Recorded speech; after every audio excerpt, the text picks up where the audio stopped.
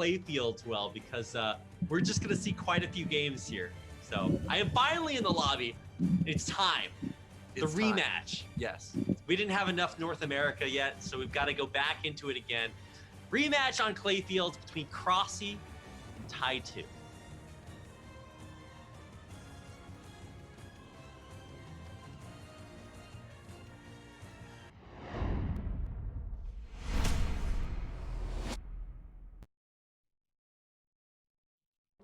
Away we go. All right. Here we go. In the upper left-hand corner, in the, what are we calling that? Olive. It's gonna be yellow for the purposes of my limited vocabulary. This is our Canadian-Korean player, Crossy. In the bottom left, we've got the USA Zerg. It is Ty2. And this is for all the marbles. Rapid. We had Canada versus USA earlier. That's Canada true. got the best of us. That was the appetizer, but we're coming back. Yeah, now it's best of 3. Now Ty2 can redeem himself with a victory here. And in the first series, or in the first game, actually think Ty2 kind of botched it. You know, he got supply blocked for a long time. So I'm not convinced that Crossy is the favorite here. I don't know about the decision making either. Ty2 just flies his mutas in and loses the game. I'm like, theoretically, you should never lose a muta on muta fight aggressively, right? Because you know, if anything, like, why are you attacking when you don't have the advantage? Let's see what the opening builds are. We overpooling?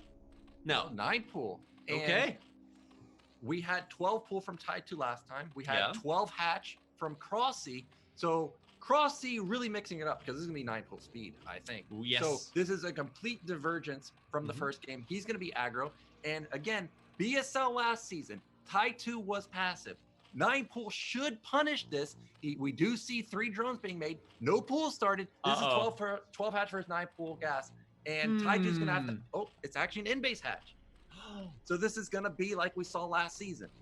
Now, I'm curious, can he hold this? We need like a BSL laugh track where every time Nyokin says something like really profound, the audience like gasps. I'm trying to fill in, but like I can't do it justice. We definitely need, like, I don't know if you've ever watched like Friends or a sitcom without the laugh track. It's horrendous. That's what BSL is like if I don't like do over the top reactions. But you're right. The in-base hatch is kind of a big brain move here, but still building more than one hatchery when your opponent's 9 pool speeding you, it's gonna be rough. So in theory, this is about as build order countery as it gets, and Ty2's scouting the wrong way. So good luck. Yeah, what's the scout pattern? Like, are we scouting cross position ZVZ? Diagonal. What? And I don't really think you really intercept any angle of these Zerglings, even if they were to go cross. Like, wouldn't they just kind of go this way? Or, this is I don't know if you watched any Awesome Games Done Quick this weekend, but this is one of the donation incentives where Ty2 plays the game blindfolded, because he actually just has never seen a Zerg unit until now. Surprise, there's an Overlord in the game. That's all he knows about. Until 6 Zerglings come in and kill him. He built an extra drone, so he couldn't build 6 links instantly. Oh man, this pool is not in the great position. I thought it was good because he could put a sunken there, but he's just gonna focus it down. This is dead. The lings haven't popped. We're dead. We're actually just dead. Yeah, you are witnessing the death of a human being. There's not going to be a second game after that, because if you die in Brood War, guys, you die in real life. Well, if you die like this, you do. Nobody loses a game this hard and isn't physically in pain. Well, luckily he started Lair, so if he survives, he can actually get a Spire up, but I just don't see that happening. No. There's no way. This game is not going to Spire Nyokin. He's going to get the Extractor, so he can't even build mutas. Okay, well, justice is served. You live by the cheese, you die by the cheese. Sorry, Ty2, but this is not your game. We are out of here. Will this game make it to 4 minutes? Nope. We out of here at 3:47, guys. Get me into the next game. And something tells me Ty2's not doing the salty run back to clay fields. Yeah, I don't think so. I do not think so. Well, don't worry, guys. You thought that game was short. Something tells me we might have some games later on to make up for that. So we're averaging out the game times today. But that's, I guess, ZVZ at its essence. 2 people play the game, 1 person wins the game, and it all happens in under 4 minutes. Yeah. So what a matchup. What a matchup. Some say the greatest matchup. Others are realistic. Nobody says that. No, nobody says that. Some people say PvPs. No, nobody says that. Anyway, I feel like I just got into that lobby and now I already have to join another one. Somehow, our ultimate producer behind the scenes, Zero, has already made the next lobby. So I was actually wondering what's the third map. What is the third map? It's Heartbreak Ridge. Oh God. So we got Clayfields, Crossing Field, and Heartbreak Ridge.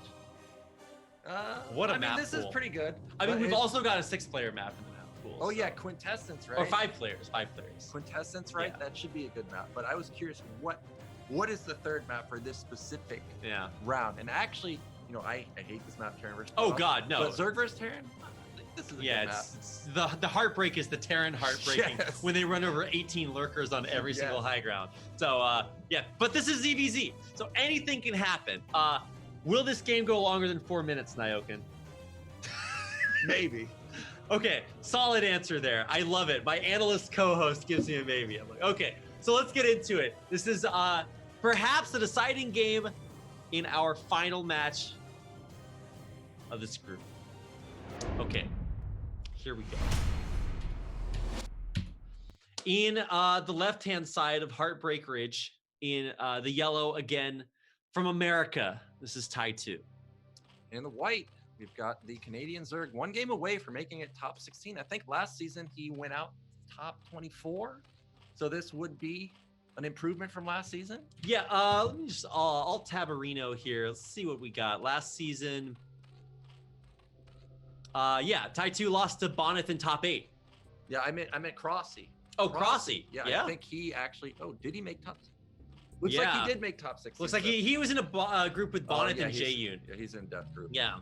So, that was a rough one. So he does make it back to back top 16. Very nice. Nice. Now what do you think about this, Rapid? You think any of these players are gonna mine out that mineral by those temples?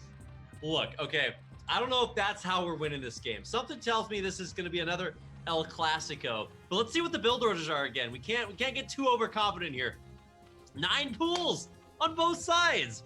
Yeah. Imagine that. I was actually expecting, because I always think about what my opponent would be thinking. If I was in Crossy's position, I think Ty2, the chances of him doing 12 pool or something like we just saw, very low. I actually thought we might see a 4 pool or 5 pool. But 9 pool is pretty aggressive, so I'm not shocked at this. Now, since we have mirrored builds, this is going to come down to who's got better micro, right? And we saw Crossy had good micro versus Crossy's micro's legit, especially if it does get Muta versus Muta. And, you know, for Ty2, I don't even think that's where it's weird to say that Ty2's a good Zerg player, but Muta micro is not his strong point, because that's like kind of what ZVZ is. But he's definitely got the head game. So let's see if he can kind of come out ahead as far as build orders go, because they're both going 9 pool speed, right? Yeah, both going to be 9 pool speed, I imagine. They have identical gas. Checking to see if anybody wants to sneak in a drone. Not going to sneak in a drone. So are we going to have lair or speed from either there? That's 100% speed from both sides. Okay, all right. Well. A stark contrast to our previous game. We still don't know if it's going to end in 4 minutes, but chances are, survey says we're getting a longer one. And, you know, the map is Heartbreak Ridge, so you're right. We do have those kind of weird avenues to backstab through. I don't know if we're doing that just yet. And the Overlords are going to scout correctly because obviously it's a 2-player map. Yes, they scout correctly, but Crossy intercepted the links. This Overlord did not intercept. So all he saw were 2 come out. You can probably assume that they were the same, because why would you attack with 2 lings? Right. But if Ty2 was out of position, that could have been a big mistake from him, but he knows he's setting up his lings in a concave. But will there be a gap? We've already saw a travesty on crossing fields in the first game. Potentially Crossy might be able to get in. But actually, if I was Crossy, I would be a little worried that something else is out on the map, because even 1 ling can disrupt your mining for quite a while. Dude, you're playing against Sulky, guarantee you got 2 lings in your minerals and you don't even know where they came from. One of your larva turns into one of his lings. So I think Crossy is going to try to break through here. He's got way more lings. Now, this is something that you can always tell the better player. If they can hit their build while trying to bust through the opposing player's concave, then you know that they're definitely much better. They think they can win. So let's see if Crossy goes for it. He may just set up an arc himself and just be content with defending. Yeah. That's what a lot of players do. That is what he's going to do. So Okay, Spire goes down for Crossy, goes down for Ty2, everything identical. Drone count is identical. Where did the money come from Crossy? He's got 150 more minerals somehow. Well, he's up a drone too, so that's what. Okay, not anymore. I mean, we're gonna see. What is that? The spy? Okay, actually, just now starting Ling speed for Tights. Oh, actually, he canceled it. He started cancels. Yeah, I guess he was making a decision. Is he just gonna all in on one base? But it looks like he's not going to. And actually, the mineral difference came from Crossy did not build an Overlord. So he's able to get the hatchery down a little bit faster. Ty2 puts down a hatchery himself, but it's in his main. So if Crossy survives, theoretically, he should have better econ. But you never know with Ty2, so we'll see what happens. Yeah, it's easy to say that it's a good time to put down a hatchery when both players' lings are across the map. But obviously, the mutas are going to come out for Ty2 and push this back. And the slingshot or the rubber band effect could be a little heinous when Crossy's hatchery is so much more vulnerable. Yeah, it's going to be very exposed. Yeah. And remember, we were talking about how Gornich, remember he sent his lings in on Transistor, drew the mutas out of position, then killed the drone line from Crossy. That's the exact same setup we have right here. Draw the mutas to the net, attack the main, kill the drone line. So that's a potential win condition for Ty2. Yeah, how are you supposed to deal with that? Let's see. Everything else is just basically even. Somehow Ty2 got a 1 drone advantage, now 2, but he was just extractor tricking it there for a second. And look at that supply block. I mean, obviously it's an extractor trick, but he is stuck in having to make an overlord, and this is not when you want to do it. He's trying to build more mutas, but he can't. Yeah, he is going to become unblocked. Oh, no, he's not. He's still mega blocked. So Ty2 has an opportunity, but it's actually somehow 4 mutas versus 3 right now. So actually, Ty2 does not want this fight. Well, Ty2's all about taking fights he doesn't want for some reason, but he's going to... he can't fight that. He takes a muta volley. That is a rough one.